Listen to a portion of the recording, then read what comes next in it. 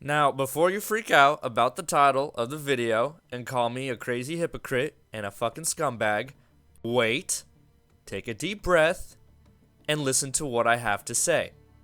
In this video, I will be playing the devil's advocate to my last video, which was the Paragon 2.0 will fail, question mark. Now, I said I was going to make this video in the other video. If you guys haven't seen that, go check it out.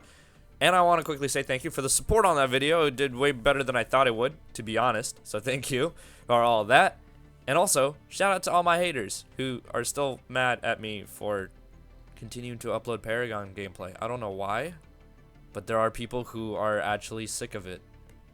Okay. Bye. Like, I don't understand why that's such a big problem. Like, you're just giving me free fucking entertainment at that point, and more content, honestly. I mean, I can make like 7 videos just going over all the hate comments. It's amazing. It's actually so good. It's so great. Anyway, let's get into the topic of this video. So yes, please don't fucking grind me over the coals here. Alright, I am saying this in the words of someone who does not believe in the future of a Paragon 2.0. What I mean by Paragon 2.0, I don't mean like just visionary games. I mean anybody, right? Because not just visionary games. I know there's another studio called Unleash Games, which used to be Brain Dead Games, and then they merged with somebody, and then they became Unleash Games. I've actually been trying to get into contact with them as well. They haven't really responded back to me yet, talking about like their progress or whatnot. So I'm not just gonna be writing VG's dick, right? I want to be looking at all the options. So that's what I mean by Paragon 2.0, because some people were really confused in my last video, and some people are still very confused as how there's Paragon gameplay here on the screen. Like, what? They brought it back? Where? Like, no, they fucking did it. They shut it down. This is old gameplay. I don't understand why that's hard to comprehend. There was way too many people asking that question, and it made me very, very nervous for you guys. But anyway, let's get into this video. So, I actually have 5 points to talk about here as to why a Paragon 2.0 will not, or reasons that if they were to occur, a Paragon 2.0 would not work or would not succeed.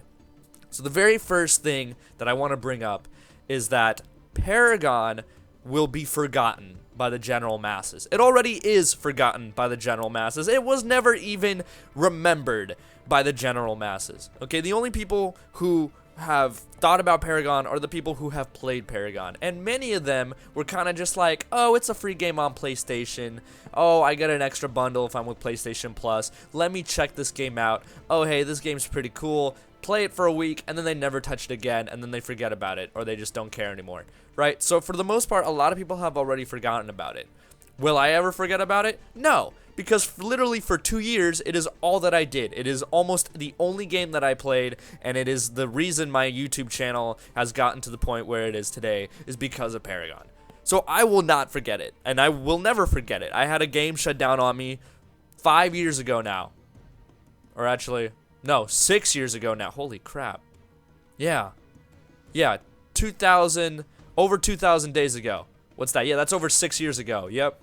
And I had a game like that shut down on me, and I still remember it. And I still remember all my fond memories with it. So I will not forget about Paragon in the near future, for sure, and 7 scores ago.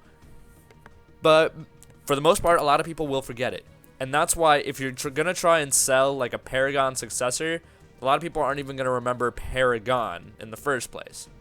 It's gonna be Paragon from their memories. But okay.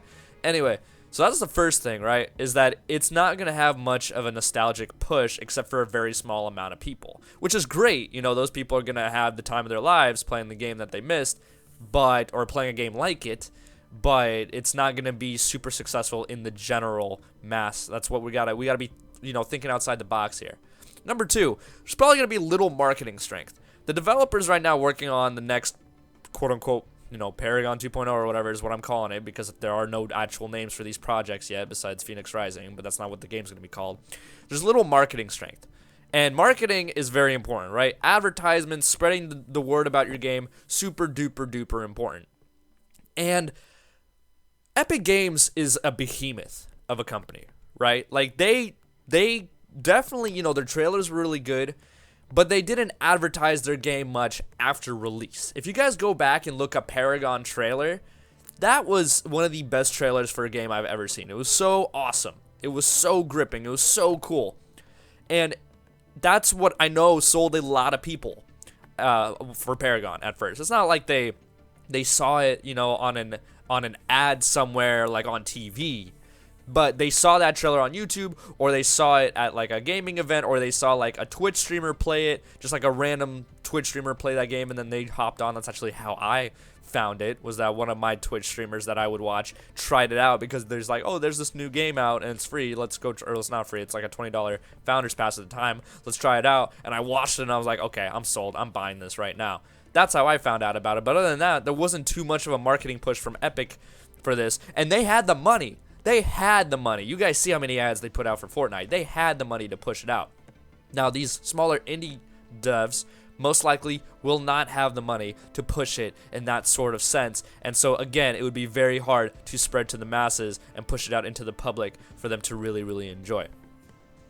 Now, another thing that's really hard for a new MOBA to succeed is that there's increasing competition. And I don't necessarily mean that there's new MOBAs coming out left and right, because there aren't, right?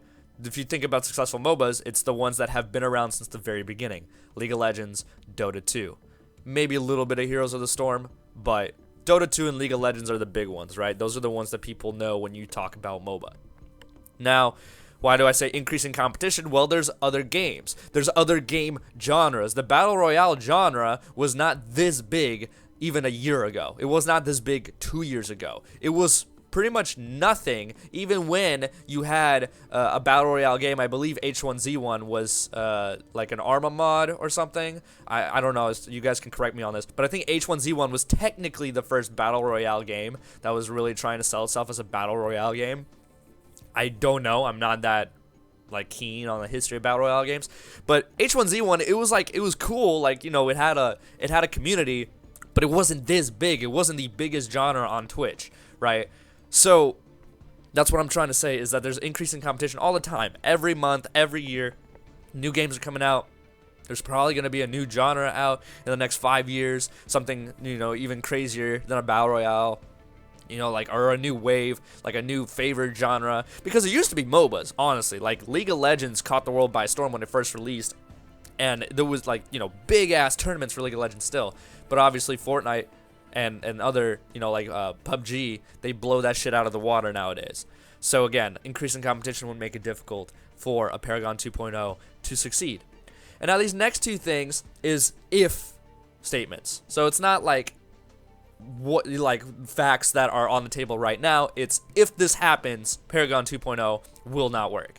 So number 4 in total, or the first one of these two things, is that if there's no strong community and if there's little support from the developers, then there's going to be a big issue. This was the biggest downfall for Paragon, was that Epic Games did not listen to their community, and for the most part. And when they did, it wasn't prompt. It took them 6 weeks or 2 months to implement a change that a community has been screaming for. I have literally been yelling about, for example, towers all my life.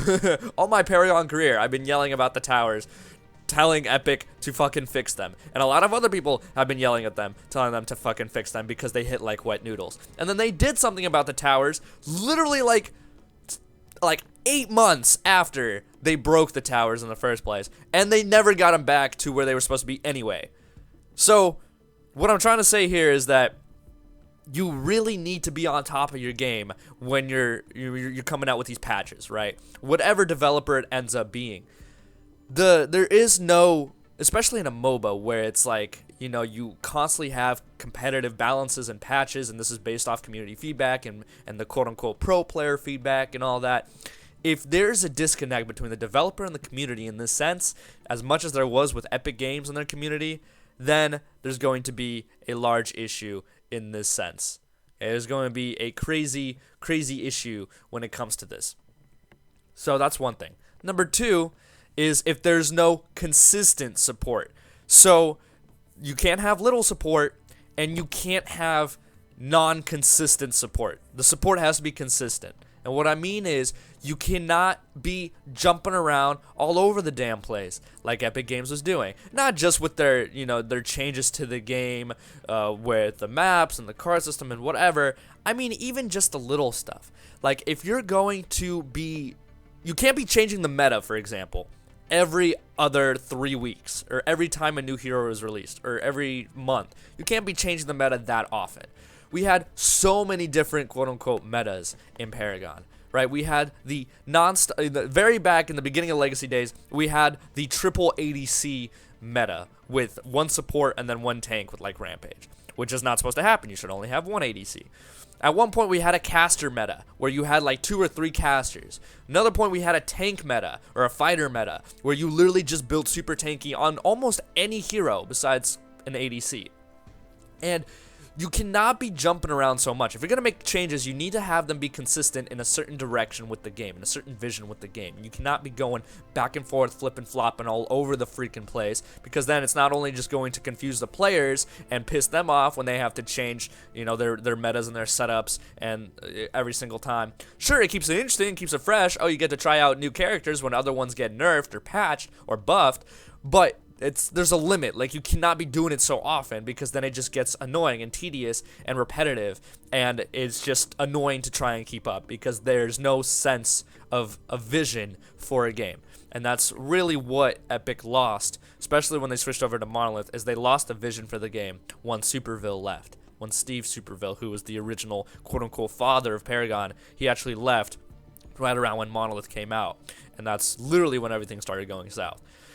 So, those are 5 things that I wanted to say as a devil's advocate to why a Paragon 2.0 would not work. Do I want one to work? Abso-fucking-lutely. I am the #1 supporter of all this. And I don't want to, I know I make this sound like it in my videos, but it's not like Visionary Games only listens to me. Like, I am just like, I'm not even a fraction of the people that they listen to. Like, they have these live streams all the time, and I never make it out to them. I try to keep in contact with them with Discord, but it's not like I'm saying, oh, you should put this in the game, you should put this in the game. I actually don't even talk to them about what they should put in the game. I'm just asking, like, hey, how's it going? Hey, how you doing, buddy? How's your day? Hey, how are the kids? Like, I don't fucking go in there and be like, oh yeah, put a Grux clone in there because he was my favorite character. Like, I'm not doing that shit. I don't know why people even think I'm doing that shit. It's weird. It's fucking weird, dude. But anyway, thank you guys so much for watching. Hopefully you enjoyed. If you did, drop a like, comment, subscribe, all that good stuff. And as always, make sure to have a wonderful day. Peace.